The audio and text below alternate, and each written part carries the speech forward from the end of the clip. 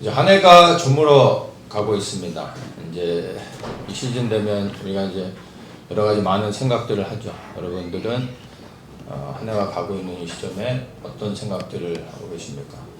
지나간 한 해를 되돌아보면서 또 반성하고 계십니까? 아니면은 또 새롭게 다가올 한 해를 기대하면서 계획하고 계십니까? 한 해가 저물어가는 시점에 우리 엔합골의 마지막 2023년의 시간에 뭐 다른 것보다도 죽음에 대해서 한번 묵상하면 좋을 것 같습니다. 죽음을 묵상하기에 가장 좋은 시즌이 항상 연말이라는 생각이 듭니다. 그래서 늘 간간히 죽음을 묵상하기도 하지만 연말이 되면 항상 죽음에 대해서 진지하게 묵상을 하는데 그런 시간들 좀 가지면 좋겠습니다. 다들 경험해 보셨겠지만 우리가 어렸을 때는 장례식보다는 결혼식에 나이가 어릴수록 결혼식에 참여를 많이 하죠. 제가 청년이 되었을 때 저희 친척들이 아닌 저하고 직접 관련된 이제 저희 선배들부터 해서 결혼하기 시작을 하는데 결혼식에 참여하면 뭐 제가 결혼은 안 하지만 뭐 즐겁고 저도 막 기쁘고 또 결혼식 음식도 맛있고 그냥 마냥 좋고 했는데 한 20대 후반 되면서 이제 저희 이제 선배들이나 친구들의 부모님들이 또 이제 간혹 돌아가시는 분들도 계시면서 이렇게 장례식장을 또 참여하게 되면서 이제 장례식의 이런 모습들을 보며 죽음을 좀 생각하게 되는데 젊어서 장례식장에 참여했을 때는 참 어색하더라고요. 무슨 말을 해야 될지. 어렸을 때 참여하면 그냥 가서 부모님 따라가면 되니까 별 생각이 없었는데 제가 직접 상주를 찾아가기도 하고 또 연관된 사람들을 만났을 때 무슨 말을 하긴 해야 되겠는데 어떻게 말을 해야 될지도 모르겠고 참 장례식장에서 식사를 해도 참 불편하고 이거 맛있게 먹어도 되는가 싶기도 하고 그 장례식장에서 어떻게 해야 될지를 잘 모르겠더라고요. 제가 30대 한 중반쯤에 제가 아주 가깝게 지내시는 분의 아버님이 돌아가셔서 장례식에 참여하게 됐습니다. 제 기억으로는 3대가 예수님을 믿는 가정이었나 그런데 그분 제가 잘 아는 그분도 예수님을 너무 신실하게 믿는 분이었고 그 아버님도 너무나 이렇게 믿음이 좋으셨던 분으로 제가 알고 있고 그 모든 가족들이 다 이제 예수님을 신실하게 믿는 분들이었습니다. 장례식에 참여를 했는데 처음으로 장례식장에서 제가 그렇게 감동을 받고 눈물을 흘린 거는 제 인생 가운데 처음이었던 것 같아요. 제가 직접 그 돌아가신 분을 한 번도 뵌 적이 없고 알지도 못하는데 왜 이렇게 눈물이 나는지 그분에 대한 눈물은 아니었던 것 같아요. 그리고 이제 미국에서는 장례식이 끝나면 이제 다들 이제 그 주문 오신 분들과 함께 이제 식사를 하러 갑니다. 그리고 이제 식사를 하면 이제 상주 되시는 그 가족들이 한 분 한 분 주문 오신 분들 식사할 때 찾아가서 감사의 인사를 드립니다. 근데 이렇게 그분의 모습을 보는데 돌아가셨음에도 불구하고 뭐 슬퍼하시고 있는데 또 간간히 이렇게 그 손님들을 만나면서 또 웃으시고 또 이렇게 대화 나누는 모습들. 근데 그런 걸 보는데 그 웃음이 슬픔 가운데서 웃는 그 모습이 처음으로 제가 이제 목격한 것 같아요. 슬퍼하시는데 절제돼 있고 슬퍼하지만 그렇게 낙심하는 거는 아니고, 근데 그 슬픔 가운데서도 뭔가 평안하고, 그리고 정말 슬프지만 그래도 또 뭔가 정말 안에서 나오는 뭐 기쁨이 있는, 뭐 설명은 잘 못하겠는데 그런 모습들을 보면서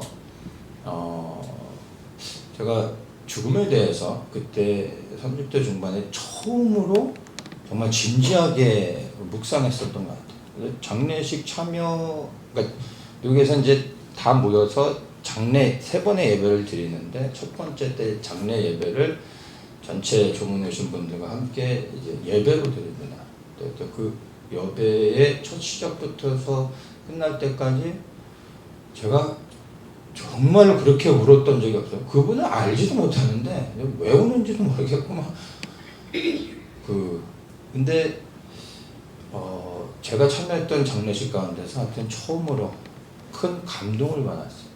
그리고 죽음을 대면하는 것이 그렇게 슬픈 것은 아니구나 라는, 뭔가 좀 설명하기는 어려운데 하여튼 처음으로 죽음을 진지하게 대면하게 된 계기가 됐고, 그날 저녁에 이제 집회가 있어가지고 중간에 좀 시간이 있어서 주차장에 이제 일찍 좀 도착해서 한 2시간 정도로 차에서 이렇게 기다리면서 또 죽음에 대해서 이렇게 묵상을 하는데, 그렇게 또 장례식에서 울었던 그 눈물하고 또 다른 눈물이 막 이렇게 나오는데, 죽음이 두려운 것이 아니라 죽음을 좀 더 알고 싶고 좀 더 죽음에 대해서 이렇게 묵상하게 된 하여튼 시작이 되어져서, 그 이후로 제가 죽음을 제 스스로가 묵상하게 됐습니다.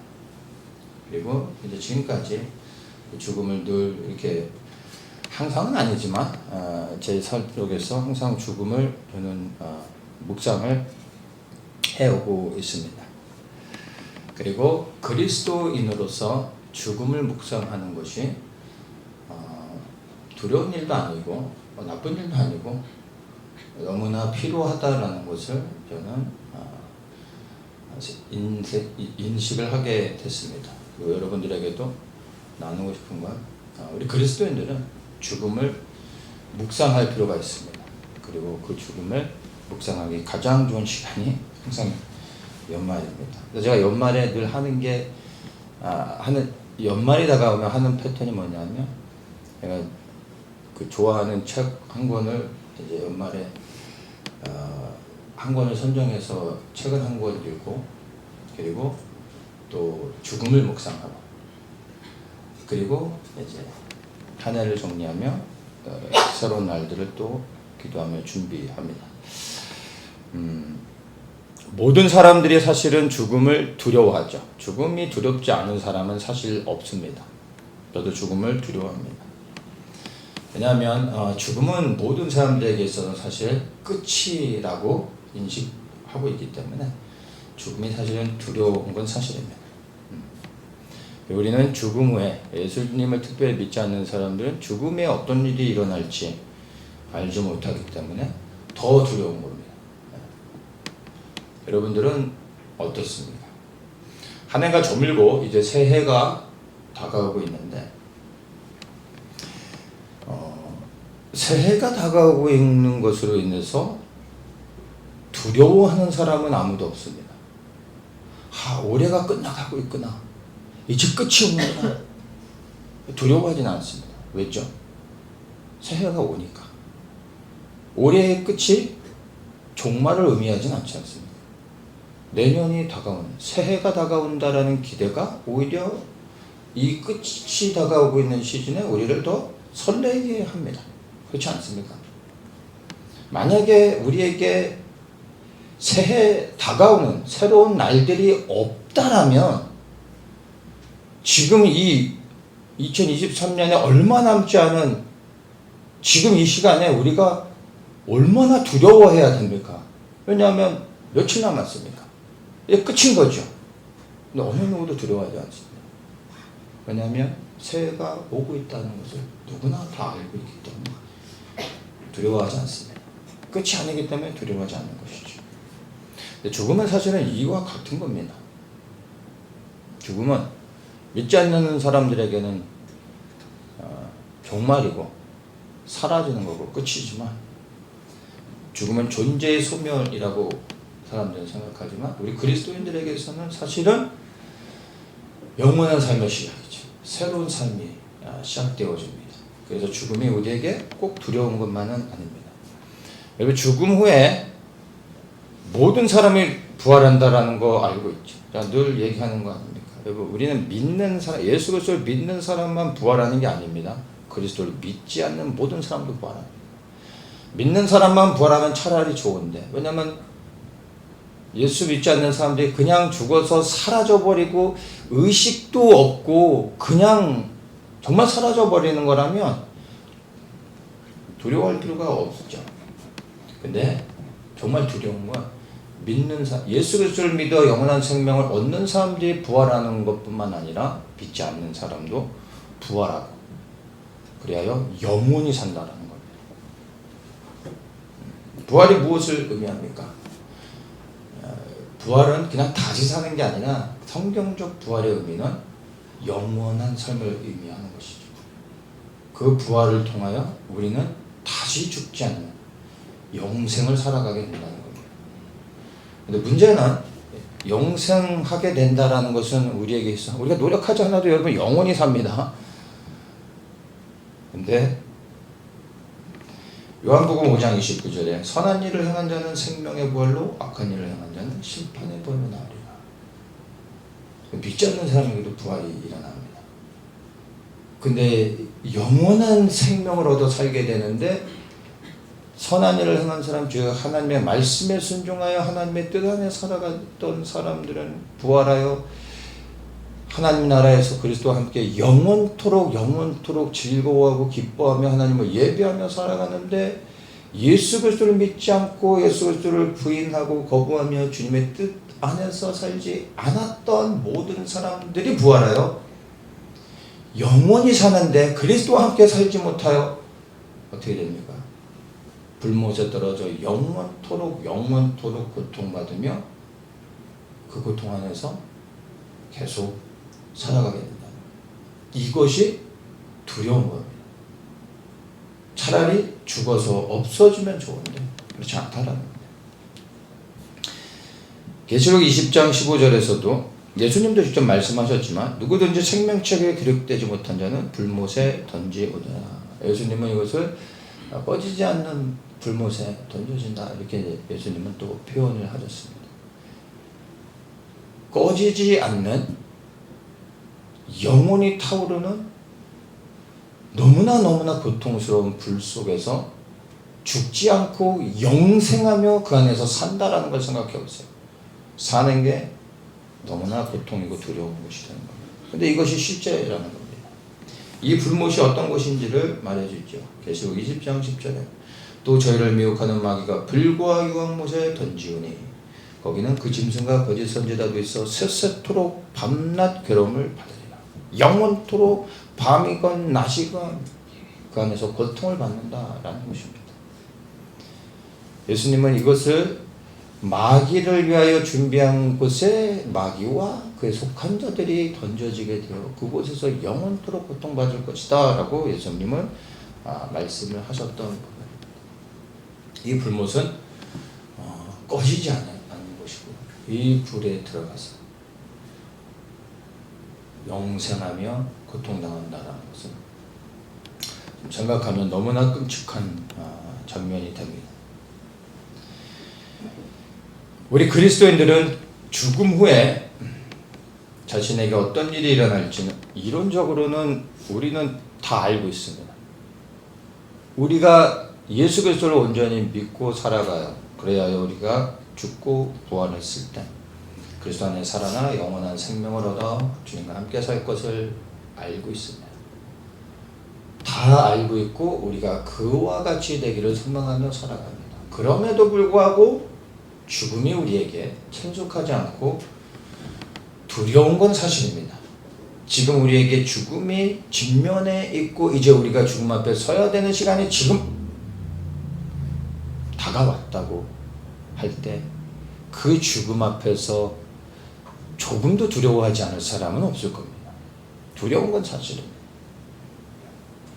왜 죽음을 두려워할까요? 첫 번째는 아직 죽음을 대면할 때 내가 죽지 않았기 때문입니다. 로마서 6장 5절에 보면 만일 우리가 그의 죽으심을 본받아 연합한 자가 되었으면 또한 그의 부활을 본받아 연합한 자가 되리라 하면서 8절에 만일 우리가 그리스도와 함께 죽었으면 또한 그와 함께 살 줄을 믿노니 해서 그리스도의 죽음에 연합되어진 자들이 그리스도 안에서 다시 살아나게 되는 것을 말해주고 있습니다. 그리스도와 함께 죽은 자들만이 그리스도 안에서 다시 살아난다라는 것을 얘기해주고 있는 것이죠. 그리스도와 함께 아직 죽지 않은 사람들은 죽지 않았기 때문에 죽음이 두려운 겁니다. 죽었으면 두려워하지 않습니다.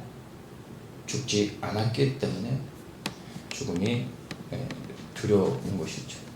그리스도와 함께 살기 위해서는 그리스도 안에서 반드시 죽어야 살 수 있다는 겁니다. 이론으로는 우리가 다 알고 그리스도 안에서 죽어야 된다는 것을 깨닫고 있지만 그러나 실제로 그리스도 안에서 죽은 사람들은 많지 않다는 것입니다. 여전히 내가 내 삶의 주인이 되어 내가 원하는 대로 살아가고 있는 우리의 모습도 죽은 것 같은데 다시 내가 살아나 나의 원대로 살아가고 있는 내 모습, 그런 내 자아는 죽음을 대면하는 순간 두려울 수밖에 없는 것입니다. 왜요? 죽지 않았기 때문에. 이 말은 죽었지만 다시 살아난 겁니다. 누가 살아난 겁니까? 내가 살아났다는 거죠. 그리스도와 함께 산다라는 의미는 내가 다시 살아나는 게 아닙니다. 그리스도가 내 안에서 사시는 겁니다. 내가 죽었다 다시 살아나는 것이 아니라 나는 죽고 그리스도가 내 안에서 살아나셔서 나는 그리스도 안에 속하여 그리스도의 뜻 안에 순종하며 살아가는 것입니다. 진정으로 내 안에 살아나는 자는 내가 아닌 그리스도인 겁니다. 그런데 우리의 문제는 그리스도와 함께 죽었다가도 내가 다시 살아나지 않습니다. 우리는 항상 죽지만 정말 그리스도 안에서 내 자신을 굴복시켜 죽이기도 하지만 그러나 가만 보면 내가 살아나는 경우들이 많습니다. 내 자아가 또다시 살아나 내가 또다시 내 삶의 주인 되어 살아갈 때 우리는 죽음을 대면하는 순간 두려워할 수밖에 없다라는 겁니다. 교회 안에서 신실하게 신앙생활하던 많은 사람들도 죽음 앞에 서 있을 때 두려워하고 그 죽음 앞에서 예수 그리스도를 부인하는 경우들이 많이 있습니다. 순교의 역사들, 핍박의 교회의 역사들 안에서 그렇게 믿음이 좋았던 신실한 사람들이 죽음 앞에서 그리스도를 부인했던 교회의 많은 역사들을 우리가 접하게 됩니다. 왜죠? 죽지 않았기 때문에. 죽었지만 내가 다시 살아났기 때문에. 그리스도 안에 죽은 자들은 죽음을 두려워하지 않습니다. 왜냐하면 내가 죽었기 때문입니다. 죽지 않았기 때문에 주님을 부인하는 것입니다. 그래서 우리의 진짜 믿음은 어디에서 드러나냐 하면 죽음 앞에서 드러나는 겁니다. 그리스도와 함께 죽는 죽음은 한 번의 그 고백이나 어떤 체험으로 끝나는 것이 아니라 그래서 매일의 삶 속에서 끊임없이 내가 계속해서 죽어야 되죠. 왜냐하면 내 자아는 끊임없이 다시 살아나기 때문에 그때마다 계속해서 내 자신을 그리스도와 함께 장사되어 죽어야 됩니다. 그리고 그분께서 내 안에서 나를 대신하여 사실 수 있도록 내 자신을 드려야 되는 것이죠. 근데 이것이 매일의 삶 속에서 끊임없이 반복되어야 한다는 것입니다. 언제까지요? 진짜 죽을 때까지. 이게 그리스도인의 삶이 되는 것이죠. 그래서 이게 나의 힘으로 되는 게 아니라 성령의 도우심을 통해 나의 육을 날마다 내 자아를 날마다 주님 앞에 내려놓아야 하는 겁니다. 날마다 죽음을 연습해야 되는 것이죠. 제가 하고 싶은 얘기는 두 번째입니다. 죽음을 두려워하는 이유. 제가 나누고 싶은 부분인데, 우리는 죽음을 두려워하는 이유가 다른 것이 아니라 예수 그리스도를 믿고 정말 믿음 안에 살아가고 있음에도 우리가 죽음을 두려워하는 이유는 죽음이 준비되지 않았기 때문입니다. 우리가 죽음이 무슨 의미인지를 깨닫고 영생을 믿는다 할지라도 만약 죽음이 준비되어 있지 않으면, 죽음이 준비되어 있지 않은 상태에서 죽음을 맞이하게 되면 우리는 두려워할 수밖에 없고, 그리고 그 죽음의 현장 앞에서 우리는 실족하여 넘어질 수도 있고 그리스도를 부인하고 거부할 수도 있다는 것입니다. 죽음은 예고 없이 찾아오는 경우가 굉장히 많죠. 내가 준비되지 않았으니까 내일 다시 오라고 말할 수 없습니다. 죽음은 선택할 수 있는 것도 아닙니다. 그래서 우리가 할 수 있는 유일한 죽음에 대한 준비는 무엇입니까? 내가 먼저 죽음을 맞이할 준비가 돼 있어야 한다는 겁니다. 언제든지 찾아오더라도 죽음을 맞이하고 환영할 수 있는 준비가 돼 있어야 하는 것입니다.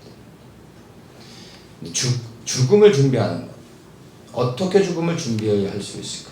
죽음을 준비하는 것이 무엇일까? 유언장을 써놓고 묘지를 준비해 놓는 것이 죽음을 준비하는 것일까요? 죽음을 준비한다는 건 다른 것이 아니라 죽음을 묵상하는 겁니다. 죽음을 묵상하는 것을 불편해하거나 두려워하지 마십시오. 이상한 것도 아닙니다. 여러분, 죽음만을 묵상하면 죽음밖에 안 나옵니다. 사망이죠. 답이 없습니다. 그런데 이 죽음을 예수 그리스도와 함께 묵상해 보십시오. 그리스도와 함께 죽음을 묵상하면 묵상할수록 여러분 놀라우게 죽음이 아니라 그 죽음 안에서 생명을 발견할 수 있게 될 것입니다.